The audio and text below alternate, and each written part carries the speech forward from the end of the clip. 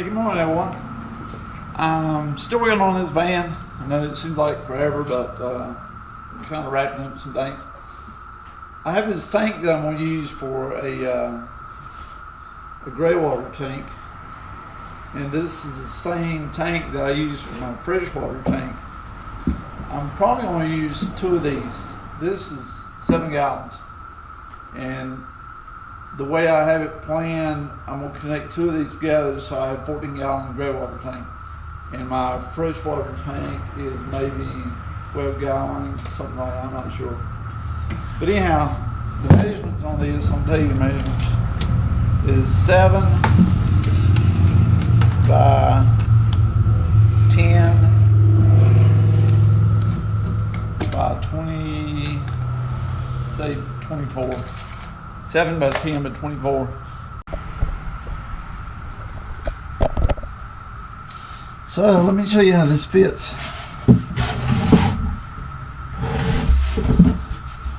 This fits. This is a 2005 T1N 158-inch wheelbase.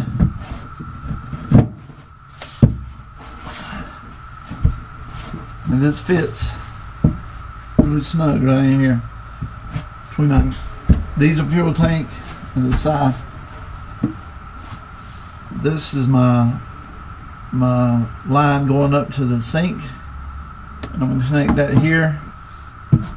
And then I mentioned that I may connect two of these together, so I can connect another one of these and put on down here a little ways. I have the same type of opening right there, if you can see that.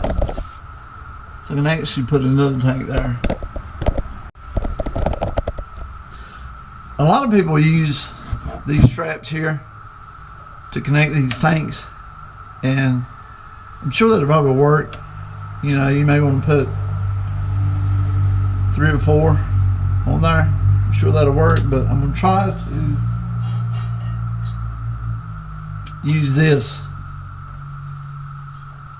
to mount this tank. And I've done started forming it a little bit. I'll show you what I've got. This is how I bent my, can you see? This is how I bent my brackets. And they go in here. I'm going to screw to the frame here. And then they're going to come down here. And I'm actually going to use this lip right here on the bottom of the body to bolt to. So, and I already got one screw, and it was really kind of hard to get to, but I got one screw over there. I'm going to put the other strap here. Okay, got the tank in there, and it's kind of a tight squeeze to get it to them bolts, and I just put some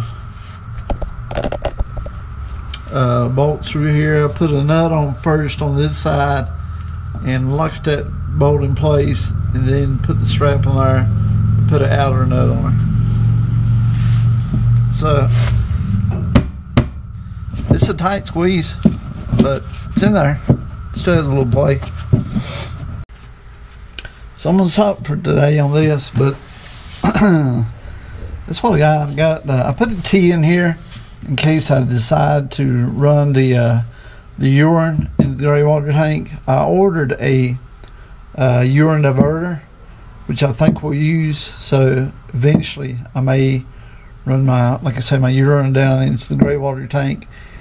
And I'm still thinking about hooking another tank up right down here below me. So, but let me show you what I got up top. So this is what I have under the sink, and I kind of looped this hose so that may work kind of like a P-trap, so you don't get smell coming up from the Greywater tank. So I'm going to turn my power on and see how it does. So I got a template with my little Johnny compost diverter, And I'm gonna cut this out and mark it with a major marker, and then cut out the bucket.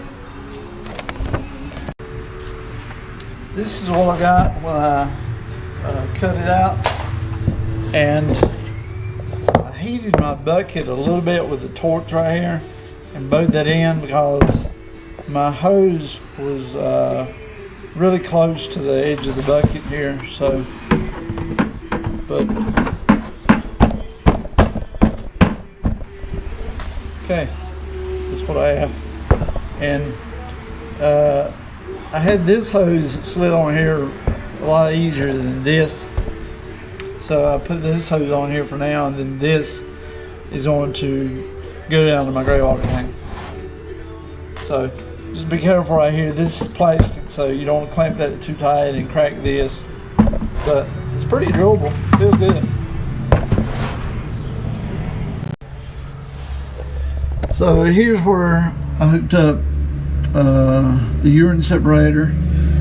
If you remember, I put a T in the tank, just right outside the tank. So this goes back up there, going to the toilet. Okay, there it is. Image to it. Just hose coming up, going to elbow, and going up the separator. And up top, there's a separator. I poured some water down it. You know, it flowed good. And you know, if you want to put a bag and sawdust in the back in case you have an emergency, do number 2, whatever, do it, cover it up, or take the bag out and change the bag. But at least it's to get the urine out of the bin. I have a lid here to cover it up too.